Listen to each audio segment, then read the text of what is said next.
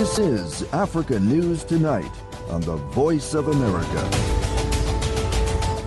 At least 8 people are confirmed dead and several injured after torrential downpours caused mudslides and flooding in parts of Sierra Leone's capital, Freetown. Eric Kawa gives us more on the details.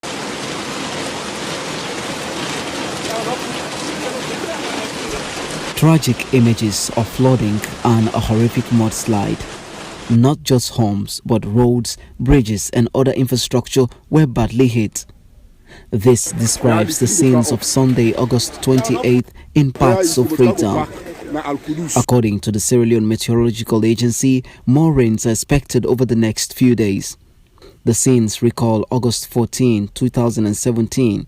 That's when flash floods and a landslide with the region area on the outskirts of Freetown being the hardest hit. 5 years after the tragedy, heavy downpours and a mudslide at Leone, a community located on the hillside of Freetown neighborhood of Kisi, left 6 people dead and others injured. Videos show people trapped in the mud while others were rescued. Leone was not the only area affected last weekend. So were Culvert, Mount Orel, Canningle, Dundas Street and Krube. The National Disaster Management Agency said at least 8 people, including 7-year-old, are confirmed dead, with rescue efforts still underway. Mohammed Lamran Abba is the Director of Communications at the agency.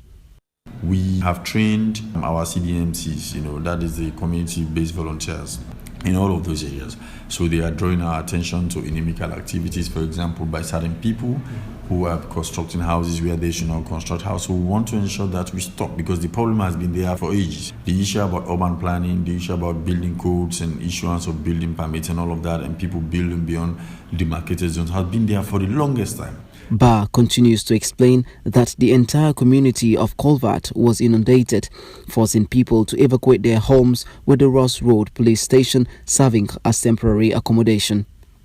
Benjamin Charles Spencer is one of the area's youth that helped in the rescue operation. The water don't reach to a certain point we will not be able to say who they go inside the water. Water had reached a certain peak that we weren't able to get in. So we mobilized as young people and made a roadway on top of the roofs to evacuate residents.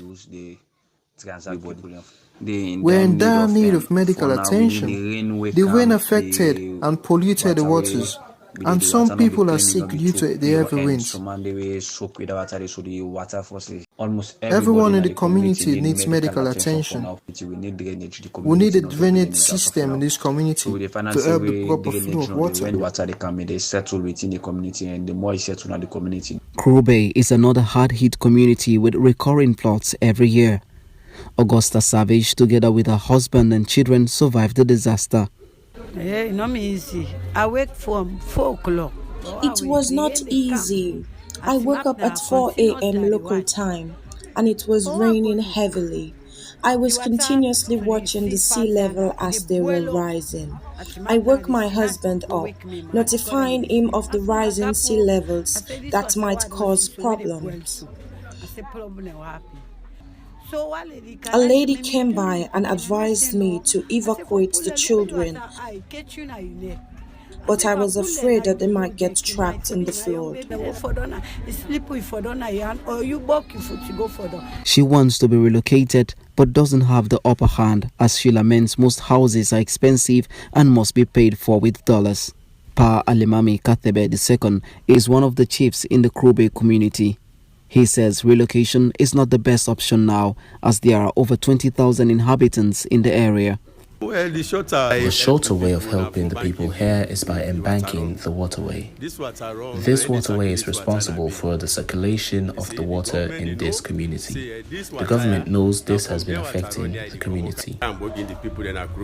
Chief Alamami says the problem is that drainage systems were built in colonial days to control the flow of water, and no government has worked to maintain them.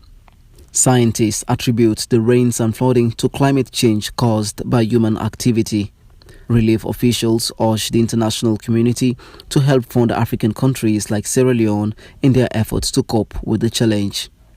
Eric Kawa reporting for VOA Africa.